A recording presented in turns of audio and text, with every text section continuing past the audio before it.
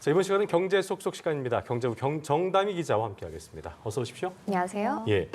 자, 음식 배달앱을 이용할 때 배달비 아끼려고 많은 분들이 포장 주문하는 경우 많이 있는데 어제부터 배달앱 1위 업체죠. 배달앱 민족이 포장 주문에도 점주들한테 수수료를 떼기 시작했다면서요. 네, 그렇습니다. 배달의 민족이 어제부터 포장 주문에도 6.8%의 수수료를 받고 있습니다. 네. 소비자가 배민 앱으로 2만 원짜리 음식 포장을 주문하면 배민 측이 부가세를 포함하면 약 2천 원을 가져가게 되는데요. 네. 배민 측은 포장 주문도 프로그램 개발 비용이나 인건비 등이 들어가서 수수료를 받는 것이 당연하다는 입장입니다. 또 포장은 배달비가 안 들어서 점주들에게 이득이니 수수료를 받아서 포장 주문을 활성화시키겠다. 소비자에게도 할인 혜택을 주겠다고 설명했습니다. 예. 또 요기요 같은 경쟁사도 포장 수수료를 받고 있다고 해명을 했는데요. 예. 하지만 가맹점주들은 크게 반발합니다. 지난 2월 말 배민은 점주 부담을 줄여주겠다며 배달 수수료를 차등 인하하는 등 상생 요금제를 도입을 했는데요. 예. 하지만 2달도 안 돼서 갑자기 포장해서 수수료를 추가를 하고 또 그 수수료 수준도 높다 보니까 자영업자들은 이제 남는 게 없다라고 하소연을 하는 거죠. 그렇군요. 또 배민 포장 서비스를 해지하겠다. 수수료가 무료인 쿠팡 이츠로 옮기겠다 등의 반응입니다. 예. 그런데 이게 점주뿐만 아니라 저희 같은 소비자들도 참 걱정입니다. 왜냐하면 이게 수수료가 오르면 음식값도 오를 수가 있는 맞아요. 거잖아요. 네, 그렇습니다. 소비자들은 이미 배달 앱 도입 후에 음식 가격이 오르는 것을 경험을 했습니다. 네. 현재 일부 업체는 배달 가격과 매장 가격이 다른 이중 가격제를 적용을 하고 있는데요. 네. 네. 포장까지 수수료를 받게 되면 점주들은 이 포장 할인을 없애는 것은 물론 음식값을 더 올릴 수밖에 없습니다. 자영업자와 소비자들은 손해고 배달앱 업체만 배를 불린다는 지적이 나오는데요. 배민 측은 포장 수수료 수익에 300억 원을 마케팅에 쓰겠다고 했지만 이 포장 수수료를 통해서 배민 측이 얻는 금액은 수천억 원에 달한다는 분석도 나옵니다. 결국 독일 본사만 좋은 일이라는 이야기인데요. 지난해 배민은 6,400억 원의 영업이익을 거뒀고 이 중 80%인 것을 독일에 있는 모회사인 딜리버리 히어로에 환원을 했습니다. 배민이 지난 2년간 배당금이나 자사주 매입 등으로 독일 모회사에만 송금한 금액은 1조 원에 달합니다. 네, 고객을 좀 더 우선시했으면 좋겠다는 마음이 드네요.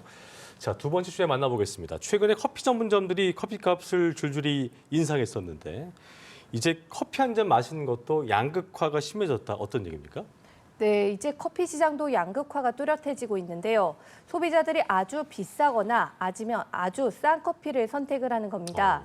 지난해 매출 성적표를 보면요. 상대적으로 고가 커피라고 할 수 있는 스타벅스나 투썸플레이스의 성장세가 두드러졌는데요. 예. 또한 가성비를 내세운 저가 커피인 메가커피나 컴포즈 커피도 성장세입니다. 하지만 중간 가격대인 이디야는 2년 연속 매출 역성장을 기록을 했습니다. 그렇군요. 가맹점수 변동에서도 이러한 흐름이 드러났는데요. 예. 스타벅스 등 직영제를 유치하는 프리미엄 브랜드를 제외하고 저가 브랜드들이 공격적으로 가맹점수를 늘리고 있습니다. 네, 네. 지난해 메가커피 가맹점수는 500개 이상 늘었고요. 컴포즈 커피나 백다방도 각각 400개, 200개씩 늘었습니다. 그렇군요. 세 브랜드 모두 노란 간판을 갖고 있는데 이런 노란 간판들이 거리에서 많아지고 있는 거죠. 그렇군요. 예, 이제 다음 주제도 살펴보겠습니다. 선크림인데요. 요즘 국내외로 미국 트럼프발 관세 전쟁으로 들썩이고 있는데 미국에서 갑자기 한국산 이 선크림 사재기 움직임이 일고 있다고요? 네, 미국인들도 이제 관세 부과로 미국 내 수입품의 가격이 인상된다라고 우려를 해서 사재기에 나섰는데요. 예. 마른 김이라던가 고양이 사료, 향수 등이 대표적인 사재기 품목들인데 여기에 한국산 선크림이 포함이 됐다고 합니다. 미국 커뮤니티에서는 이 한국산 선크림을 1년치나 구매했다 등의 글이 올라왔다고 하는데요. 이렇게 한국산 선크림이 인기인 이유는 자외선 차단 기능은 물론 이 촉촉하고 질감도 좋고 예. 다른 화장품들을 덧발라도 잘 어우러지고 가격도 저렴하다 등의 좋은 평가를 받아서인데요.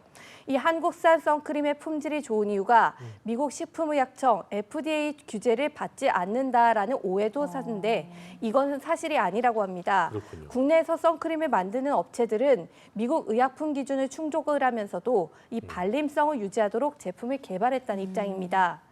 하지만 이번 관세 부과 이후에도 이렇게 선크림이 인기가 얻기 위해서는 예. K뷰티 인기를 계속 유지하기 위해서 국내 화장품 업계들이 여러 가지 고심을 하고 있는데요. 예. 미국 현지에서 생산을 하거나 아니면 품질 경쟁력을 높이고 고급화에 나선다 이런 안들이 논의되고 있다고 합니다. 그렇군요. 자, 마지막 주제 만나보도록 하겠습니다. 디지털 치매인데요. 그동안 스마트폰과 같은 이 디지털 기기를 많이 사용하면 인지 능력이 떨어진다. 이런 디지털 치매에 대한 이야기가 많았었는데 이런 가설과 좀 다른 연구 결과가 나왔다면서요? 네, 그렇습니다. 기존에는 스마트폰이나 이런 디지털 기기를 많이 쓰면 정보를 기억하기보다는 검색에 의존을 하는 이 구글 효과라던가 아니면 가족 전화번호도 못 외우는 디지털 치매까지 걸릴 수 있다. 이런 의견들이 많았는데요. 최근 디지털 기기를 많이 사용하는 것이 노년기의 경우 인지 저하를 늦추는 역할을 할 수 있다는 연구 결과가 나왔습니다. 예. 미국 텍사스대와 베일러대 공동 연구진이 노년층 41만 명을 대상으로 한 기존 연구 57건을 분석한 결과인데요. 네. 디지털 기술을 많이 사용하는 그룹의 인지 장애 위험이 그렇지 않은 그룹보다 58%나 낮은 것으로 나타났습니다. 또 디지털 기술 사용이 인지 능력 저하 위험을 26% 낮추는 것으로도 나타났는데요. 예. 다만 연구진은 이번 결과가 디지털 기술 사용과 인지 건강과의 연관성은 보여주지만 인과관계를 입증한 것은 아니기 때문에 추가 연구가 필요하다고 말했습니다. 예, 알겠습니다. 오늘 경제 쏙쏙 정다미 기자와 함께했습니다. 잘 들었습니다. 고맙습니다.